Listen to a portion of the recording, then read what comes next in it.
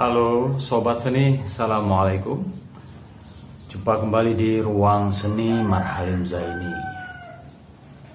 Kali ini saya akan berbagi tentang bagaimana cara menulis puisi edisi kedua.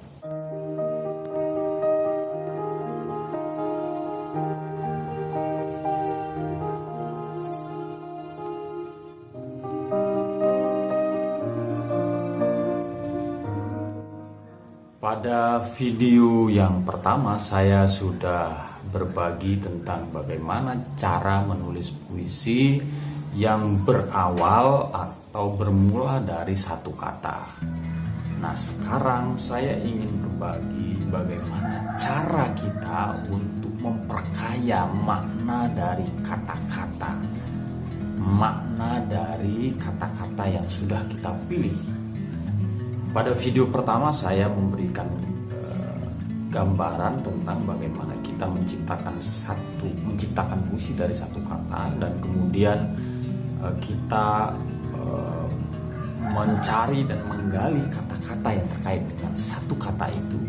Kemudian kita pilih kata yang tepat untuk puisi kita, dan kemudian kita susun menjadi puisi. Tetapi itu juga tidak mudah karena ternyata butuh kata-kata yang terpilih agar puisi kita menjadi kuat, menjadi kaya makna.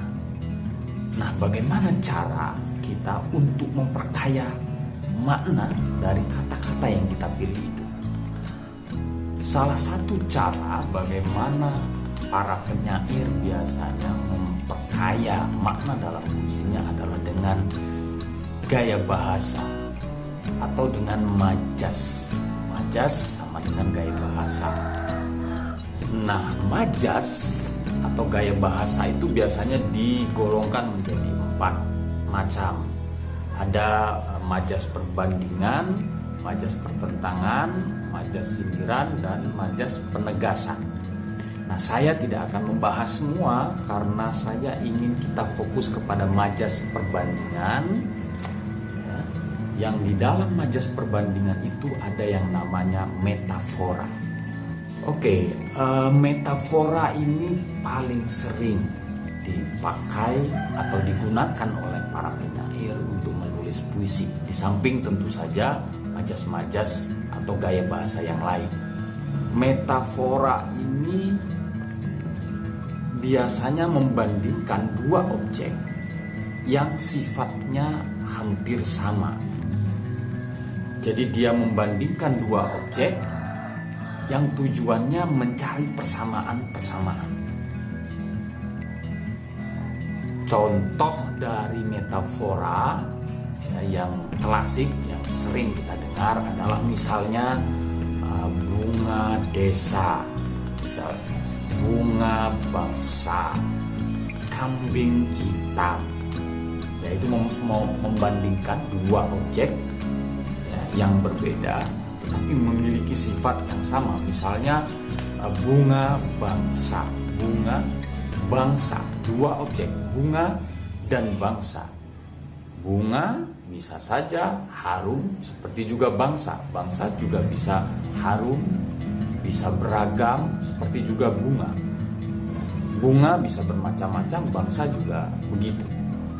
Jadi dua objek yang berbeda tetapi memiliki yang dicari adalah kesamaan dari objek itu. Kenapa metafora bisa memperkaya makna? Pada contoh yang saya katakan tadi, misalnya bunga bangsa. Kalau hanya kata bunga, kemudian misalnya bunga matahari, itu asosiasinya, persepsi orang pasti tertuju kepada satu nama atau satu jenis bunga, namanya bunga matahari. Sudah selesai.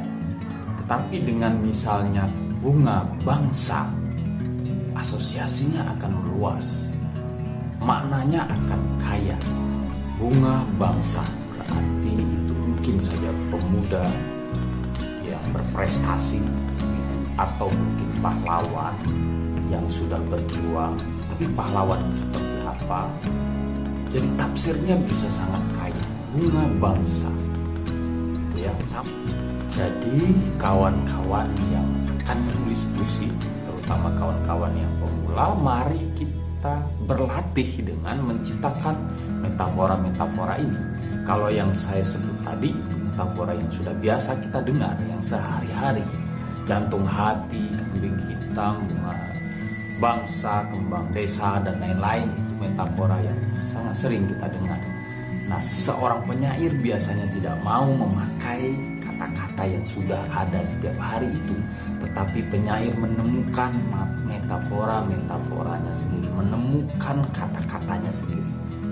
Nah, bagaimana cara menemukannya? Berlatih. Bisa berlatih dengan menyandingkan satu kata dan kemudian menyandingkan dengan kata yang lain, satu objek dengan objek yang lain, dan dibandingkan, kemudian cari persamaan keduanya. Maka kata-kata itu akan menjadi kaya. Ketika Chairil Anwar misalnya memilih kata atau memilih diksi, aku ini binatang jalan. Nah, dia memakai metafora binatang jalan. Dan itu sudah menjadi miliknya. Jadi ketika orang menyebut kata binatang jalang, maka ingatan orang, ingatan pembaca langsung ke Chairil Anwar. Jadi Chairil telah berhasil menciptakan satu metafora yang dia miliki. Contoh yang lain misalnya seorang penyair Riau, Idrus Tintin, itu punya satu diksi yang cukup terkenal. Judul puisinya itu adalah Burung Waktu. Ya, kalau kita hanya menuliskan burung, maka pemahaman kita pasti seekor burung yang mungkin kita bayangkan dia terbang atau dia hinggap di pohon. Tetapi kalau burung waktu, maka asosiasinya akan meluas. Sama dengan misalnya Jokpin dengan satu diksi mata waktu, gitu ya, mata sunyi. Jadi metafora-metafora yang digunakan dan ditemukan oleh penyair ini yang kemudian memperkuat puisi-puisi. Jadi kawan-kawan, sebagai latihan untuk menemukan bahasa-bahasa yang indah dengan majas atau gaya bahasa dengan metafora ini, mari kita latihan menemukan bahasa-bahasa itu. Kita cari semua kata-kata yang ada di sekeliling kita, yang kemudian kita cari pula padanannya agar dia menjadi metafora yang tidak biasa, yang memberikan makna yang kaya terhadap puisi-puisi kita. Oke, dan ini memang materi yang sederhana tentang metafora, tetapi intinya adalah saya ingin berbagi tentang bagaimana menciptakan metafora dan kemudian memperkaya makna dari kata-kata yang ada di dalam puisi kita untuk kita melakukan latihan-latihan. Demikian, sampai ketemu di video berikutnya. Assalamualaikum warahmatullahi wabarakatuh.